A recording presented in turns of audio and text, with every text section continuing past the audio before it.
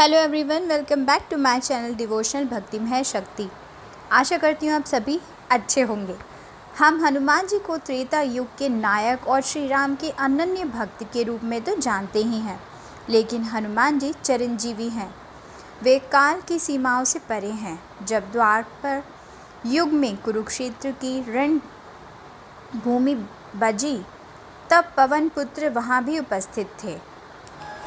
महाभारत में हनुमान जी का आना केवल एक संयोग नहीं, बल्कि पांडवों को ये सिखाना था कि शक्ति जब भक्ति और विनम्रता से मिलती है तभी विजय निश्चित होती है। युद्ध से पहले हनुमान जी ने भीम के अहंकार की परीक्षा ली। भीम को अपनी गदा और शारीरिक बल पर बहुत गर्व था। रास्ते में लेटे एक वृद्ध वानर ने भीम से कहा, मैं बूढ़ा हूँ, मेरी पूंछ हटाकर आगे बढ़ जाओ। भीम पूरी ताकत लगाकर पूंछ हटाने की कोशिश करते हैं। उनका चेहरा लाल हो जाता है, लेकिन पूंछ टस से मस नहीं होती। तब हनुमान जी स्वयं कहते हैं, बल का उपयोग मार्ग साफ करने के लिए करो, दूसरों को नीचा दिखाने के लिए नहीं। सच्चा योद्धा वह है जो अपनी शक्ति को संयम और विनम्रता के आभूषण से सजाता है।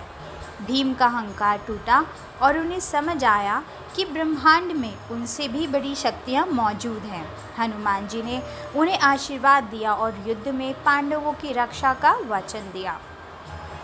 महाभारत के युद्ध में हनुमान जी ने शस्त्र नहीं उठाए, लेकिन वे अर्जुन के रथ के ध्वज पर विराजमान थे। इसीलिए अर्जुन को कपिल ध्वज भी कहा जाता है।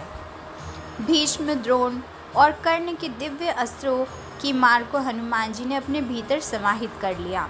जब हनुमान जी गरजते थे तो कौरवों की विशाल सेना के हृदय कांप उठते थे। युद्ध समाप्त होने के बाद जैसे ही श्री कृष्ण और अर्जुन रथ से उतरते हैं और हनुमान जी ध्वज से प्रस्थान करते हैं, पूरा रथ जलकर राख हो जाता है।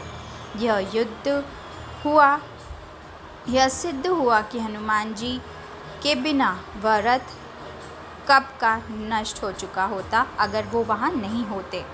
इसलिए हनुमान जी के इस प्रसंग से हम ये सीख पाते हैं कि शक्ति जितनी भी बढ़े, अहंकार उतना ही कम होना चाहिए।